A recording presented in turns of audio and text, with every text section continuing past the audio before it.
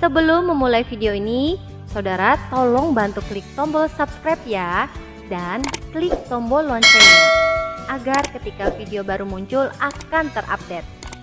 Dukung channel ini untuk 1 juta subscribe dan terus memuliakan nama Tuhan Yesus di media sosial, khususnya YouTube. Terima kasih, Tuhan Yesus memberkati.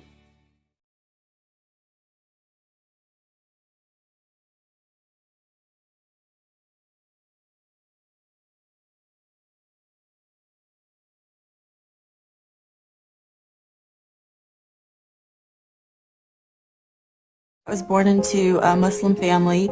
My parents were leaders in the mosque, and I met these 2 Christians at my grad school.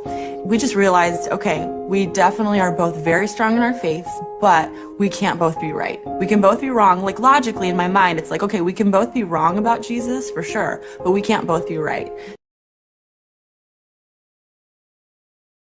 So we sort of resolved that we wanted to figure out what truth is. And secretly, I wanted to convert him massively. I totally wanted to convert him to Islam, because anytime I would debate anybody about, religion, I would always win.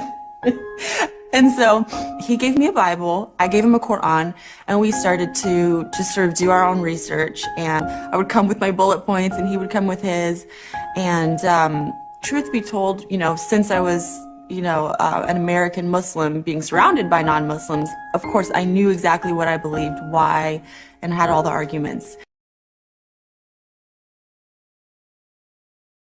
Even though I had felt that I had succeeded in showing him that Christianity was flawed and that Islam was true, I didn't have that satisfaction. I wanted some sort of proof for the first time in my life. And so I just continued to pray. And, I would fast, and I would just cry out night and day to God, to Allah, the only God that I knew, to show people that He was the truth.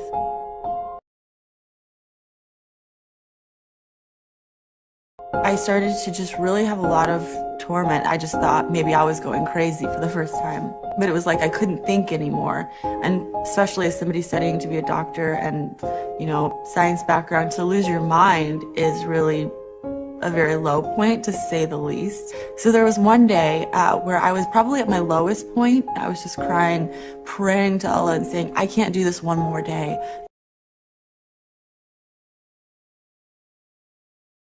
And that same day, I got a text message from my friend. He had been praying for me all along, and his church actually had been praying too down south. And his pastor actually had brought, or had typed up bullet points from the book by Lee Strobel called The Case for Christ. And so because I was at such a low point at that point, I was like, I'll read anything. Why not? It gave so much significant proof for the historicity of the cross and resurrection.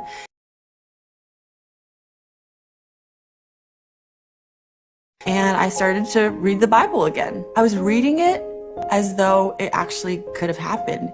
And I just remember thinking, oh my gosh, this is beautiful. And then I called somebody that I knew who was a Christian. She said, why don't you just ask Jesus to come into your heart? If you're wondering and curious, you have nothing to lose.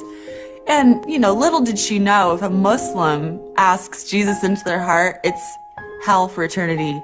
No coming back. You cannot come back from that. So I just looked up at the heavens and I said, Allah, I don't know who you are. Allah, I don't know what's real. Whoever you are, though, I want to give my life to you. If you're Jesus, you can come into my heart. The next morning I woke up and all the torment was gone. So I thought to myself, okay, logic brain, I'm going to really give this exploration of the Gospels 3 or 4 years of my life, and I'm going to really look into it to see if it's real. I'm going to stay a Muslim, of course. I would never leave Islam, but I just want to give this a chance.